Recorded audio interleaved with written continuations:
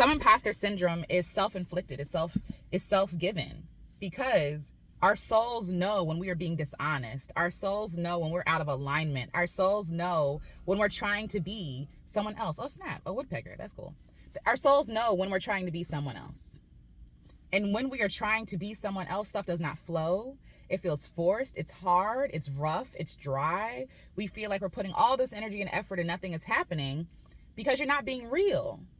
You're trying to plant fake seeds. And at some point, this image that you put forth has to come down because it's not sustainable. It's not sustainable to live a lie 100% of the time. And so if you're going to put forth a version of yourself that is a lie, you're going to feel like you're in conflict with yourself. You're going to be in constant conflict with yourself, constantly, because you are betraying yourself. You're creating a split version of yourself, right? You're literally playing a role. And at some point you don't know what is real and what's not.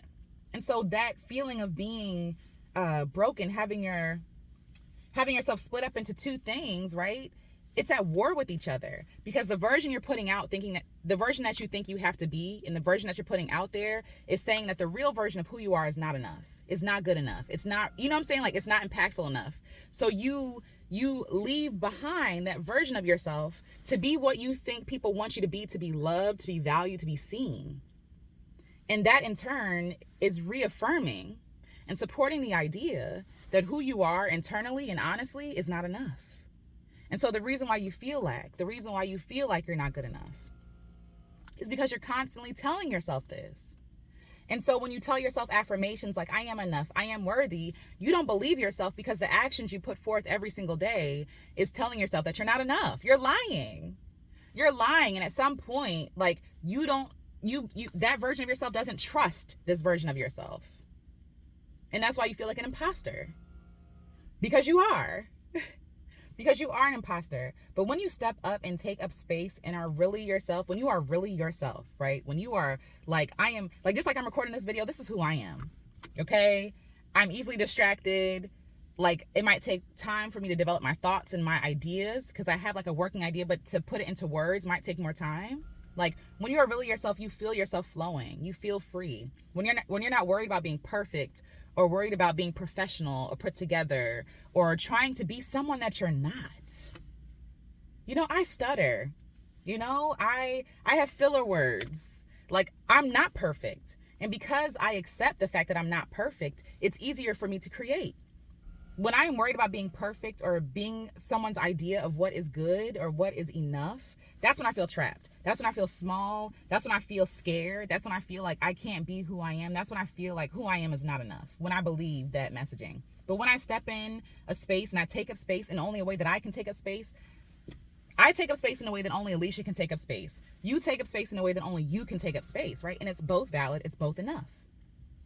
But when you are trying to be someone that you're not, that's when you feel like an imposter, because you are. Because you're lying to yourself and you're betraying yourself and telling yourself every single day that you show up in a way that's not authentic to you, that who you are is not enough, that I have to become something to be loved, that I have to become something different. And so you abandon yourself. You leave yourself behind. And your soul feels that. Your soul feels the abandonment of yourself. But what if you actually took up space in a way that was authentic, kind, and loving to yourself? What if you told yourself that who you are today is enough?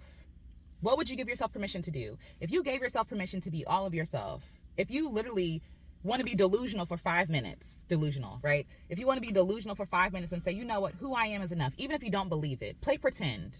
Let's pretend that you're worthy. Let's pretend that you're enough. What could it do? What harm could it do? Take a minute and write down the things that you would do and how you would do it your own way. You know, sometimes people have the whole thing, recording videos, lights, camera, makeup. That's not who I am. I ride around in my car and I park and I share thoughts. And people still watch. Some people resonate with it, some people don't.